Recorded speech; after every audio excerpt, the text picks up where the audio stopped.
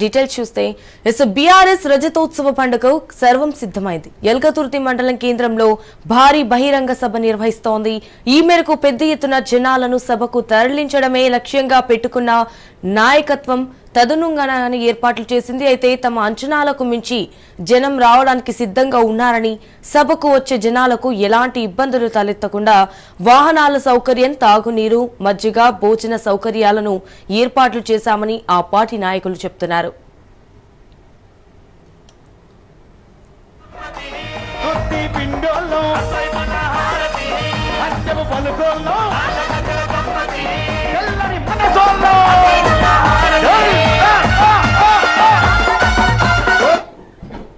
ఈ సభ నిర్వహణకు మొత్తం 1500 ఎకరాల స్థలాన్ని రైతుల నుంచి సేకరించగా ఇందులో సభస్థలికి 170 ఎకరాలు కేటాయించారు. మరో 1200 ఎకరాలు సభాస్థలికి నలువైపులా ఉన్న వరంగల్ రూట్, హుజురాబాద్ రోడ్డు, సిద్దిపేట రోడ్డులో ధర్మసాగర్ వైపు నుంచి ఎల్కతుర్తి మండల కేంద్రం చేరుకునే ఇటు దామర వైపు వాహనాల పార్కింగ్లను కూడా ఏర్పాటు చేశారు. సభా వేదికపై 500 మంది కూర్చునేలా ఏర్పాట్లు చేశారు. అయితే మాజీ మంత్రులు, మాజీ ఎమ్మెల్యేలు, ఎంపీలు, ఎమ్మెల్యేలు, ఎమ్మెల్సీలు, మాజీ ఎమ్మెల్సీలు, వివిధ నియోజకవర్గ ఇన్ఛార్జీలు, మాజీ మున్సిపల్ కార్పొరేషన్ చైర్మన్లకు స్టేజ్ పై కూర్చునే అవకాశం కల్పించారు.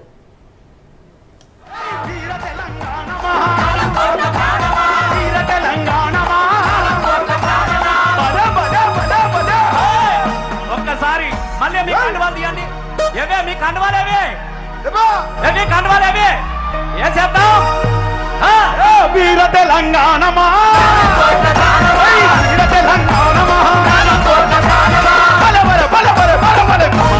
క్యాంపసులో ఉదగించిన కిరణమా, వీర తెలంగాణమా, వీర తెలంగాణమా, వీర తెలంగాణమా, తెలంగాణ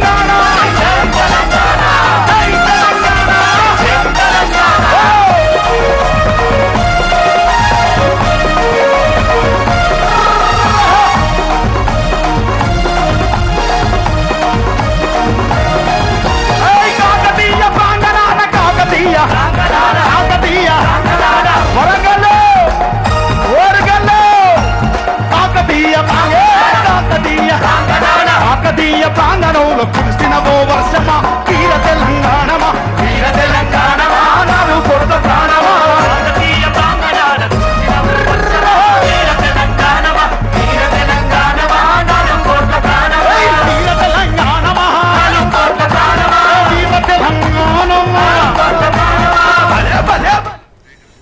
ఇక సభను వీక్షించేందుకు దాదాపు 50 భారీ స్క్రీన్లను ఏర్పాటు చేశారు. విద్యుత్ సరఫరా అంతరాయం లేకుండా ఉండేందుకు 200 భారీ జనరేటర్లను ఏర్పాటు చేశారు. వీఐపీ వాహనాల కోసం సభా వేదికగా ఎడమ భాగం, వెనుక భాగంలో పార్కింగ్ ను ఏర్పాటు చేశారు. అయితే మహాసభ ప్రాంగణంలో వాహనాలు, ప్రజలు వచ్చేందుకు వీలుగా గ్రీన్, రెడ్ కార్పెట్లు ఏర్పాటు చేశారు. అలాగే మహాసభకు ముందుగా వచ్చిన వారు కూర్చునేలా 1,00,000కు పైగా కుర్చీలను ఏర్పాటు చేశారు. మహిళల కోసం ప్రత్యేక కుర్చీలు వేసి బారికేడ్లు పెట్టారు.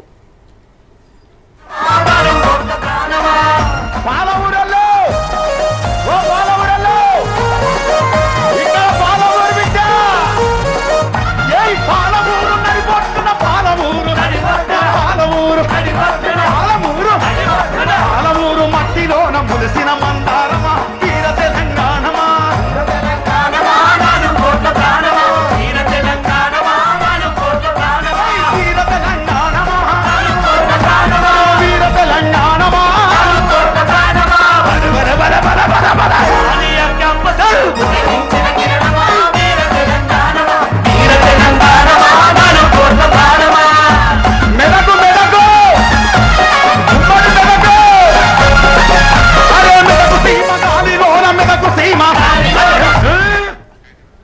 ఇక దారులన్నీ ఓరుగలు వైపే.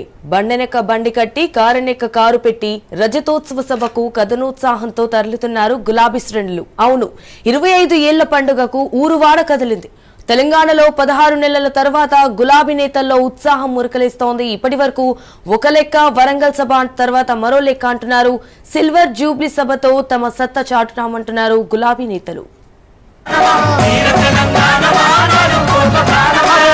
తెలంగాణ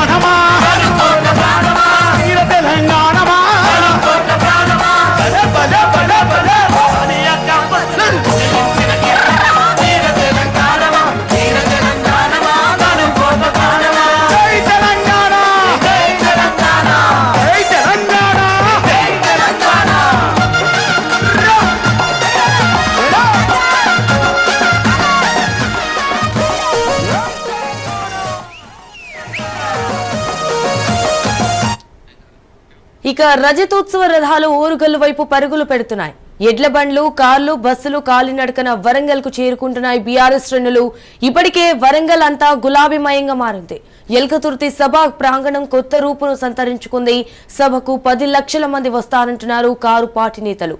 ఇటు బీఆర్ఎస్ కు కలిసి వచ్చిన వరంగల్లో నిర్వహిస్తున్న రజతోత్సవ సభతో కొత్త చరిత్ర సృష్టిస్తామంటున్నారు.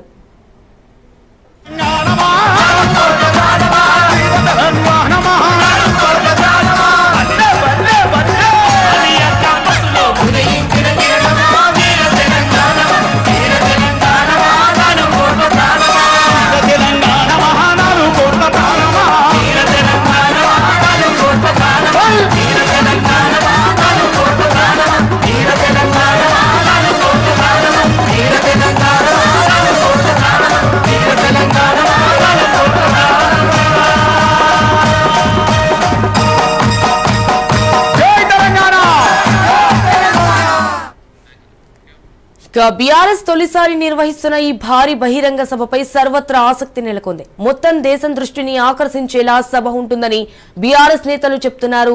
సుమారు ఏడాది తర్వాత తిరిగి ప్రజాక్షేత్రంలో అడుగు పెడుతున్న కేసీఆర్ రజతోత్సవ సభలో చేసే ప్రసంగంపై ఆసక్తి నెలకొంది. అన్నా రసమయ్య ఒక్క నిమిషం. ఇప్పుడు మన వాలంటీర్స్ సోదరులు ఈ 17, 18, 19, 20, 21, 22, 23, 24. ఇక మరోవైపు బీఆర్ఎస్ బాహుబలి బహిరంగ సభకు కౌంట్ డౌన్ షురూ అయింది. తెలంగాణ అంతా గులాబీ సభ్యమే చర్చకుంటోంది. అయితే ప్రత్యర్థి పార్టీలు సైతం ఈ సభపైనే మాట్లాడుతున్నాయి. మరోవైపు ఓరుగల్లు గర్జనకు ముందే విపక్షాలు తర్జన భర్జన పడుతున్నాయని కారు నేతలు కౌంటర్లు ఇస్తున్నారు. మీడియా మిత్రులకు కొంచెం చైర్స్ ఇవ్వండి ప్లీజ్. మీరు కొంచెం ఇటువైపు జరగండి ప్లీజ్ దయచేసి. మీరు కూడా చెప్పాలంటే ఎల్కతుర్తిలో ఇవాళ అద్భుతం ఆవిష్కృతం కానుంది. సరికొత్త చరిత్ర నమోదు కానుంది. వాస్తవానికి ఇప్పుడు గులాబీ దళపతి కేసీఆర్ ప్రసంగంపైనే అందరి దృష్టి ఉంది. అయితే గంటన్నర పాటు కేసీఆర్ ప్రసంగించే అవకాశం ఉన్నట్లు తెలుస్తోంది. ప్రధానంగా రైతులు, ప్రజా సమస్యలపై సభలో ప్రస్తావించనున్నారు. ఇక ఇప్పటి వరకు సీఎం రేవంత్ పేరును కేసీఆర్ ఉచ్చరించలేదు. అయితే ఎర్రవల్లి నుంచి హెలికాప్టర్లో బయలుదేరనున్న కేసీఆర్ సాయంత్రం 5:30 సభా వేదిక వద్దకు గులాబీ బాస్ చేరుకోనున్నారు. జై తెలంగాణ, జై తెలంగాణ.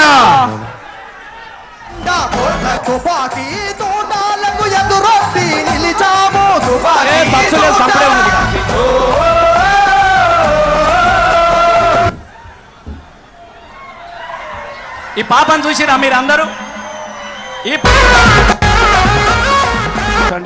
తమ్ముళ్ళకి మళ్ళా కూలవాడు మళ్ళా లేద్దాం కొద్దిసేపు అయిన తర్వాత.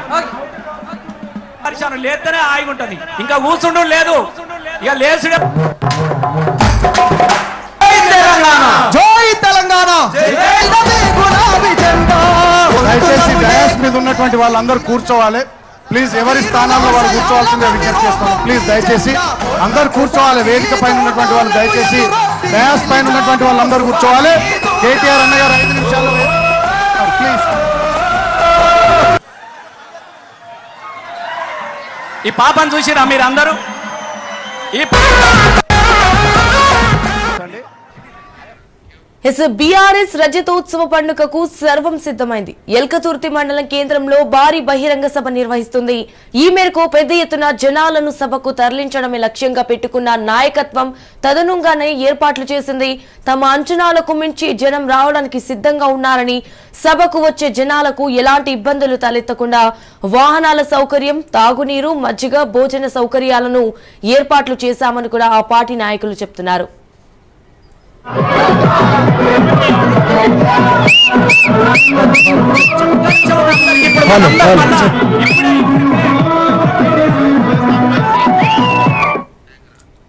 ఈ సభ నిర్వహణకు మొత్తం 1500 ఎకరాల స్థలాన్ని రైతుల నుంచి సేకరించగా ఇందులో సభాస్థలికి 170 ఎకరాలు కేటాయించారు.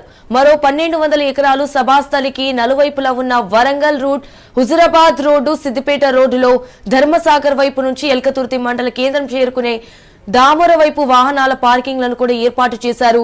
అయితే సభా వేదికపై 500 మంది కూర్చునేలా ఏర్పాటు చేశారు. ఇటు మాజీ మంత్రులు, మాజీ ఎమ్మెల్సీ మాజీ ఎమ్మెల్యేలు, ఎంపీలు, ఎమ్మెల్యేలు, ఎమ్మెల్సీలు, మాజీ ఎమ్మెల్సీలు, అలాగే వివిధ నియోజకవర్గ ఇన్ఛార్జీలు, మాజీ మున్సిపల్ కార్పొరేషన్ చైర్మన్లకు స్టేజిపై కూర్చునే అవకాశం కల్పించారు.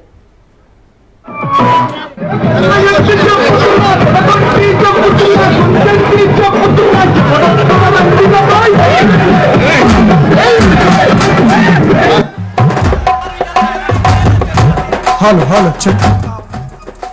మా చెరువులు నింపినటువంటి చిన్నారి ఆశయాన్ని నెరవేర్చాలంటే మళ్ళీ మన వెంకట్ వెంకట్ దయచేసి సహకరించండి మీడియా వాళ్ళకి ప్లీజ్. తర్వాత